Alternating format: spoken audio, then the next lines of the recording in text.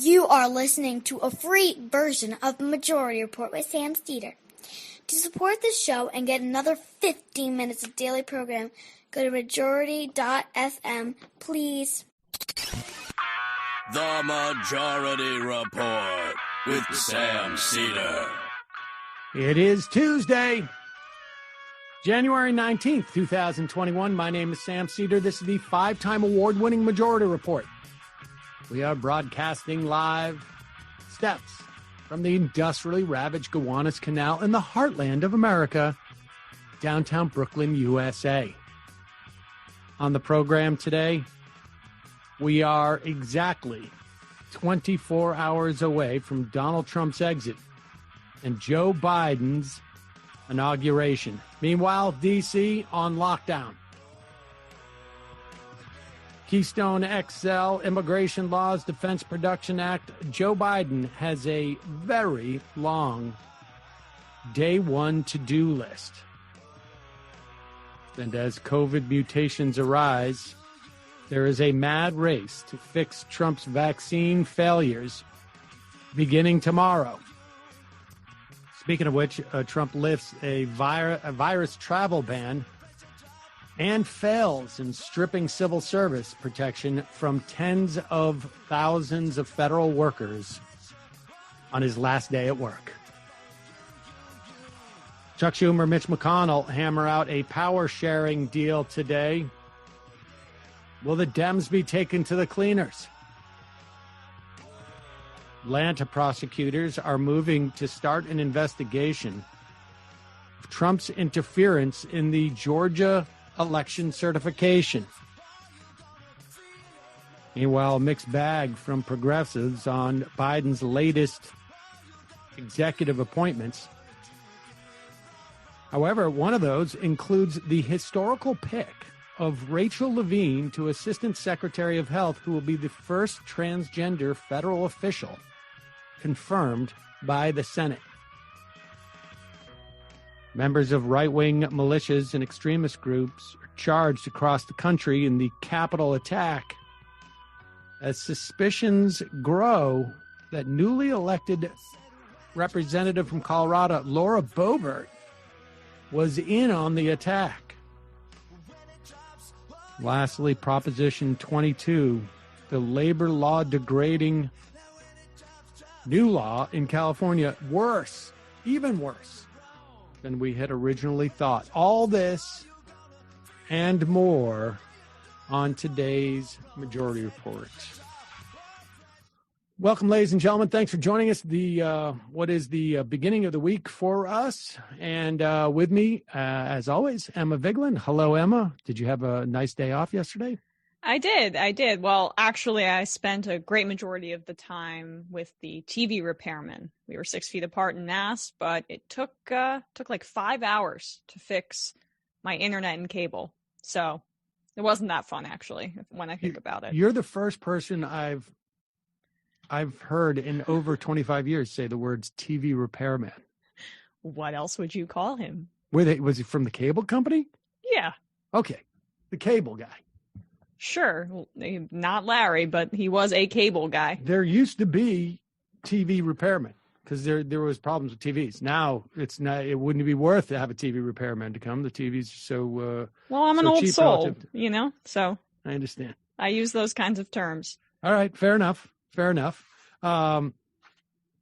Yesterday, of course, Martin Luther King's birthday. I encourage you all to go back and listen to the interview that we did with Gerald Horne. If you missed that, he is a professor from University of Houston and just a fascinating scholar at large. Last night in New York City, New York Police Department really attacked peaceful Martin Luther King Day protesters, I guess you could call them. There wasn't that many of them, but it really was a stunning juxtaposition with the way that we saw police react to the folks who overran the Capitol building and the sort of the just wanton and really, in many respects, inexplicable aggressiveness and brutality of the police in New York City. Especially on the heels of the New York Attorney General's suit against them.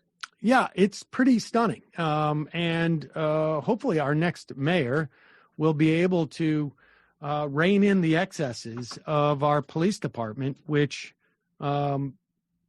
sometimes you just get the feeling that they're just they've lost sight of what their agenda is, or maybe this is their agenda. I don't know, but it's really highly problematic.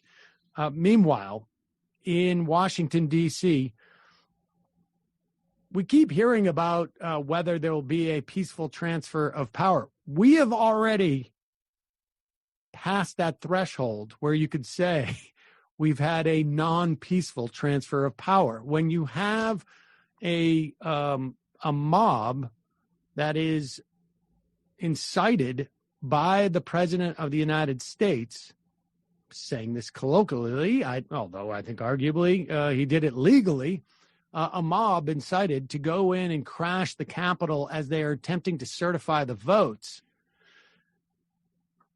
There is no peaceful transition.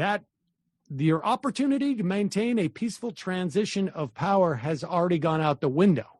And to ensure that there's no further violence associated with the transition of power, at least within Washington, D.C., we have over 21,000 National Guards troops basically blocking off almost every street in a very wide radius around the Capitol. Here is a clip of this from Manu Raju. This is this morning, National Guard troops marching through the streets. I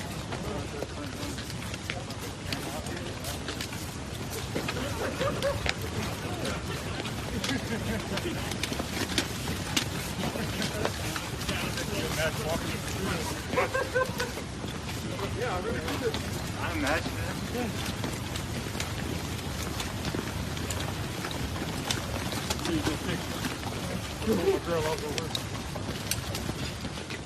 We're going to let it roll because this is really extraordinary. The number of troops that we're seeing marching through the streets. I mean, this is just seemingly endless number of troops. And I think that's good. We don't need to keep going, Brendan. But there is just an extraordinary amount of troops there. It's not that they have or at least that we're aware of any specific broad threats, but there was, I think, a sense after the failure of most of these agencies involved on January 6th, a desire to not have a replay in any way. But again, the idea that we have to have all those troops out there is indicative of the fact that we have failed in executing a peaceful transfer of power. That's it. That ship has sailed. We don't have the opportunity to exhibit that. I mean, I think it's an important feature of American democracy. Your mileage may vary, but to the extent that it has any value, rhetorical or otherwise, we have failed in that. Well, many people failed, but I think specifically quite a few people failed by implementing this kind of propaganda project. I mean, Roger Stone registered the Stop the Steal domain name back in 2016. This has been premeditated, if not by Trump, because I don't think he can see, 2 inches in front of his face. He just reacts, but by people around him. And this was the natural way that things were going to go down based on that premeditated plan by Republican operatives and including the president. Fewer and fewer people are culpable are claiming culpability for it or are still on that train. There are certainly many people who are culpable, but this was a project by the Republican president and it instigated this violence. So there has to be consequences for it, as we keep talking about on the show, because that's not normal. We shouldn't be seeing 20,000 troops marching in our capital because the president incited violence on behalf of his own electoral failures. And let's be clear too on this point.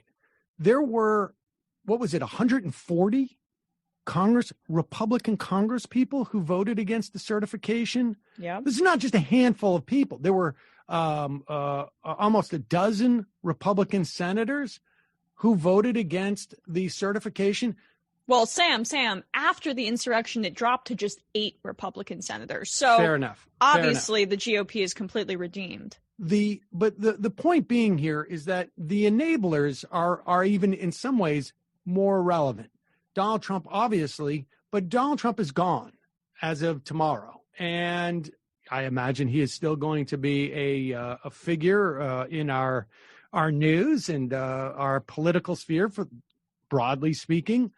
But the Republican senators who remain, the Republican Congress people who remain, this is, I mean, certainly the majority of Republicans in the House, and arguably a majority of Republican voters who bought into this entire conspiracy theory. There has to be a broader awareness on the part of the media, on the part of Democratic leaders, that this is who the Republican Party is. And any notion that there's going to be, that they have fundamentally shifted just because Donald Trump has left is, I think it's not only absurd, it's not only a fallacy, it's dangerous. Because it's like a fairy tale that hurts people, right? Exactly. It's like it's not just a storybook or a story that you tell your kids at night to make them feel better, or in this case, the Democrats tell themselves to make themselves feel better. There are consequences. It's like it's got magical powers that reverberate throughout society. Obviously, yeah. If you don't recognize the existence of the people that enabled Donald Trump, I can assure you, they will be enabling the next iteration of Donald Trump. It's just a question of when. And who will probably be smarter than Donald Trump and more competent, which is scary. Terrifying. All right, let's take a quick break. Just a reminder, this program relies on your support. You can become a member at jointhemajority.report.com. Also, today, after today's show, check out the Nomiki Show. You can find the Nomiki Show at youtube.com/the Nomiki Show. Chris Lombardi, Napoleon de Legend, and Joshua Kahn Russell will be on the program. Also, today's show sponsored by, this is Michael for a long time tried to get me into meditation. So he'd be a little bit excited about this because I've been actually using this, not as much as I should, but I've been using it, which is, believe me, a massive leap in terms of attempting me to be a little bit less stressed. I don't know if you ever noticed this yet, but I'm a little bit high stress. What? I don't know if you picked up. Look, I want to get into meditation, so I need to try this because I'm in the same boat as you. Yeah. Apparently 34% of Americans made a resolution to be less stressed this year. I don't have a citation for that, except for it's just they put that in the copy. Well, I mean, God clearly just came up with those statistics after hearing I wouldn't be surprised if it's that low, frankly. This has been a pretty stressful time. Oh, totally. Headspace is here to help. It's your daily dose of mindfulness in the form of guided meditations in an incredibly easy to use app. Well, I find the whole process to be incredibly used. It's advancing the field of mindfulness and meditation through clinically validated research. There are apparently 25 published studies on Headspace benefits. There are 600,000 five-star reviews, over 60 million downloads. If you need help falling asleep, if you feel overwhelmed, I got both those. Headspace has wind down sessions and 3-minute SOS meditations. There are even meditations for kids. Here's the thing that I use Headspace for. They don't mention it here, but there are walking meditations. Nice. And I walk. It's probably the only healthy thing I do, probably at this point in my life, is I walk an extensive amount, almost daily. And these meditations are not that long, actually, but I end up practicing them a little bit after the guided meditations. And with the walking meditations, Instead of listening to yourself to breathe, which